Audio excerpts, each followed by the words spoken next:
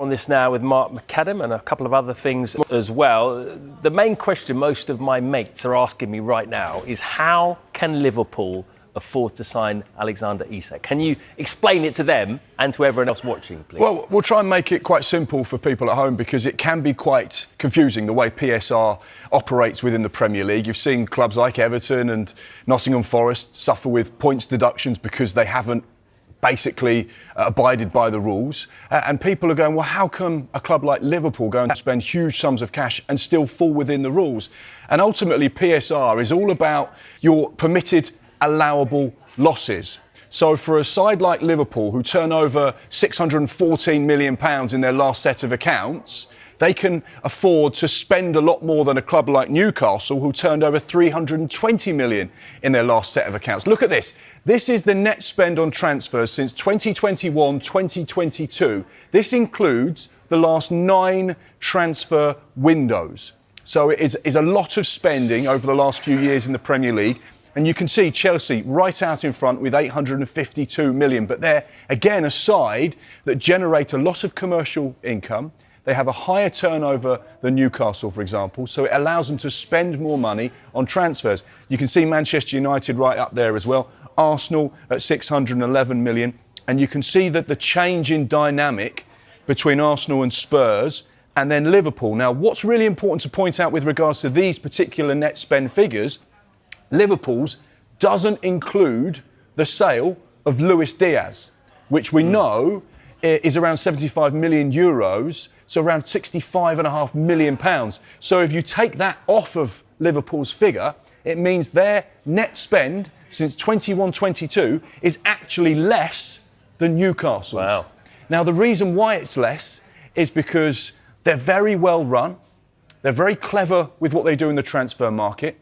They recycle cash, which means they sell players, bring money in, and then reinvest that money into other players. They don't very often go and spend big in the transfer market. They always wait for the right type of player to become available. The likes of Virgil van Dijk, they spent big on him.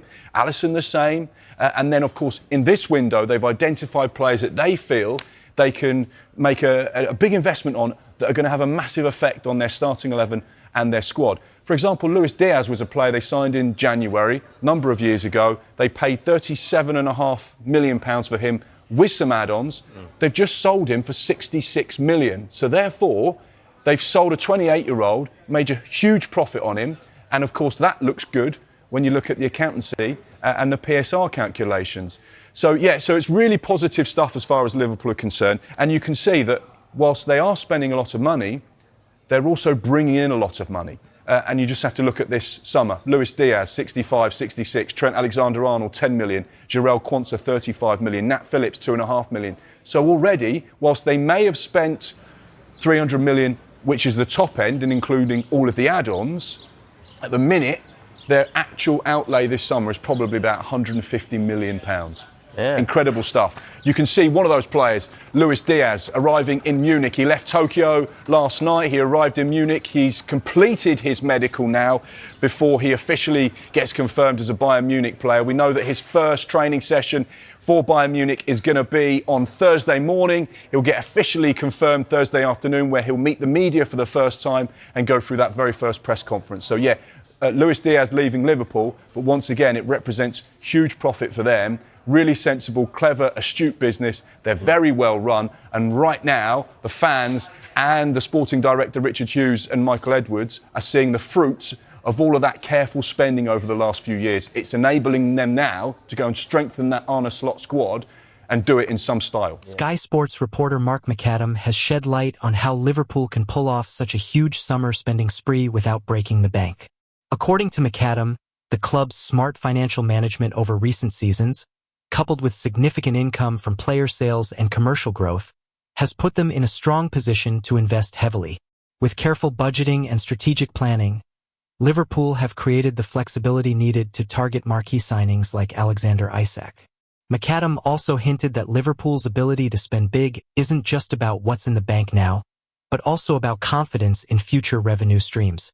From lucrative broadcast deals to expanding global sponsorships, the Reds are banking on sustained growth to balance the books after any major outlay. This combination of shrewd planning and bold ambition could make the Isak deal more than just a dream. It could be the statement signing that defines Liverpool's summer.